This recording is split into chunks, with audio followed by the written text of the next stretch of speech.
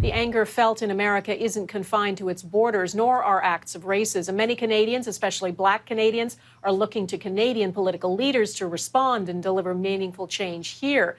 And when asked about President Trump's approach, Canada's Prime Minister chose his words carefully. Abigail Beeman reports. It's hell. It's hell on earth.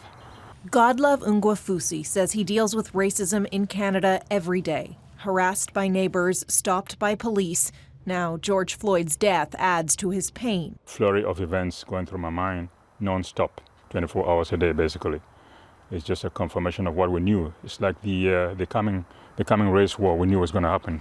Tuesday, the Prime Minister said he's listening.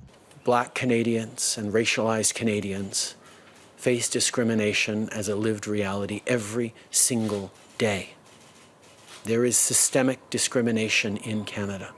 But when asked what he thought of U.S. President Donald Trump's actions, using tear gas to move protesters for a photo op and threatening to call in the military, Trudeau was silent for a very long time. And if you don't want to comment, what message do you think you're sending?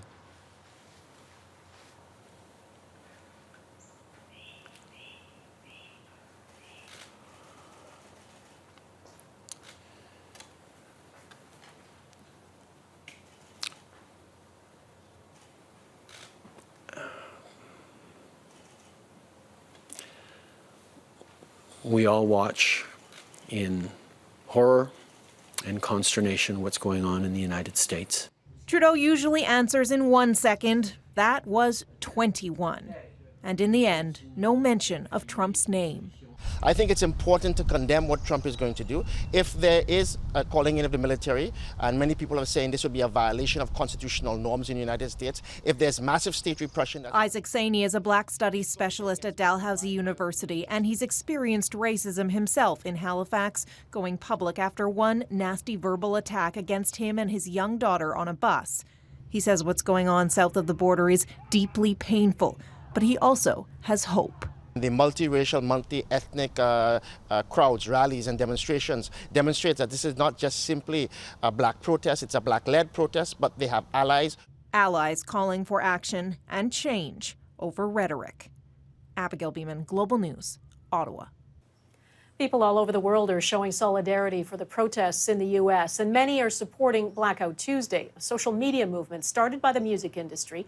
Black squares filled news feeds. It wasn't a perfect campaign, and some activists have questioned whether it's done more harm than good. But as Heather Urix-West explains, the act of online solidarity hasn't gone unnoticed. These are people in Calgary that are trying to show support of. Rudy Balagan has been having a lot of heavy conversations about race lately with his 9-year-old son. The Calgary father says it's always a concern. When he grows up, if he gets in a situation or if he gets pulled over by the cops, he's going to be a Black child.